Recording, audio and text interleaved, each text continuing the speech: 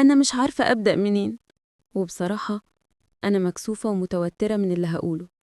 بس أنا وصلت لمرحلة مش قادرة أكتم. حاسة إني لو ما اتكلمتش دلوقتي هتخنق، فخلوني أحكي لكم ويمكن حد يفهمني. أنا هدير، عندي 20 سنة، بنت طبيعية زي أي بنت ماشية في الشارع. عندي طموح، عندي أحلام، وعندي خوف من بكرة. بس أكتر حاجة عندي عقل شغال 24 ساعة.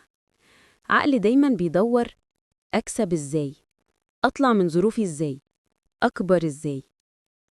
وأنا داخلة تانية كلية تجارة، الناس حواليا كانت بتفكر في الحب، الشلة، اللبس، السوشيال، وأنا كنت بفكر إزاي أعمل فلوس. وأسرع طريقة للفلوس كانت حاجة عمري ما توقعت إني هعملها. أنا كنت بكتب قصص رومانسية، قصص فيها شوية مشاعر وشوية خيال، وبنات كتير بدأوا يشتركوا معايا. واحدة عايزة قصة باسمها، واحدة عايزة قصة هي البطلة، واحدة عايزة قصة جريئة بس مؤدبة. وشوية بشوية بقيت مشهورة بين البنات. أنا ما كنتش بعمل حاجة غلط صريحة، بس في نفس الوقت ما كنتش بعمل حاجة تبقى شيك قوي.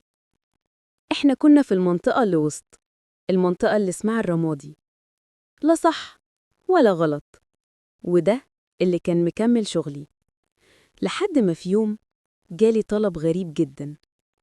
واحدة بعتة: اكتبي لي قصة بعنوان السباك دخل الخرطوم وكل حاجة غرقت. أنا اتجمدت، قلت لها: انتي قصدك قصة بنفس مش تمام؟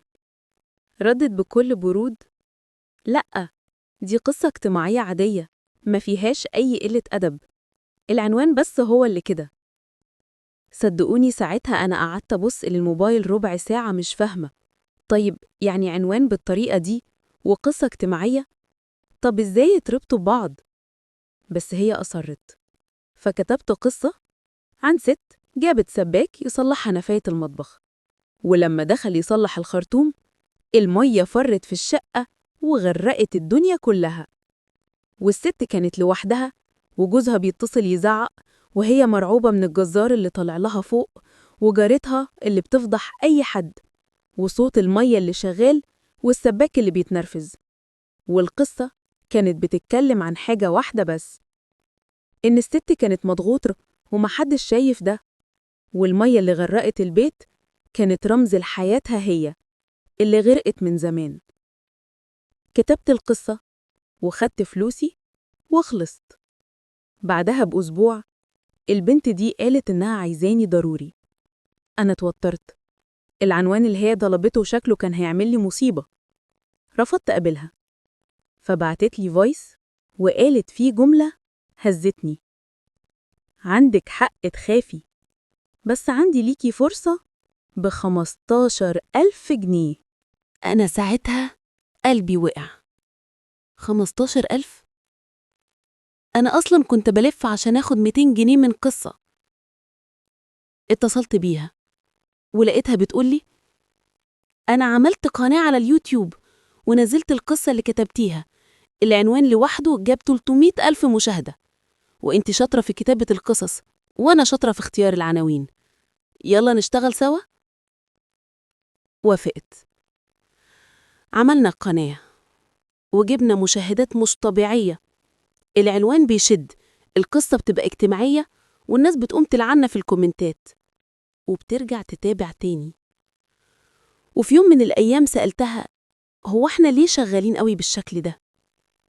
ضحكت وقالت الكلمة اللي عمري ما هنساها: لأننا بنقدم للناس الحاجة اللي هي عايزاها من غير ما نوجع ضميرها.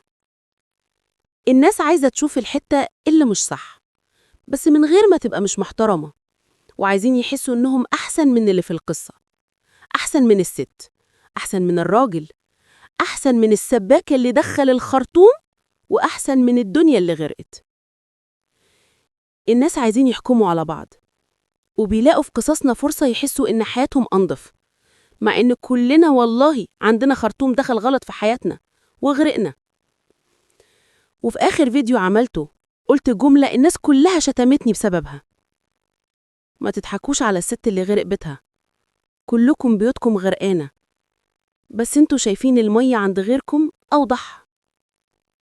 والحقيقة السباك فعلا دخل الخرطوم والمية غرقت الشقة، بس الست دي انهارت قبل ما مية تنزل من الحيطة. ولا عزاء للي غرقوا ومحدش سمع صوتهم.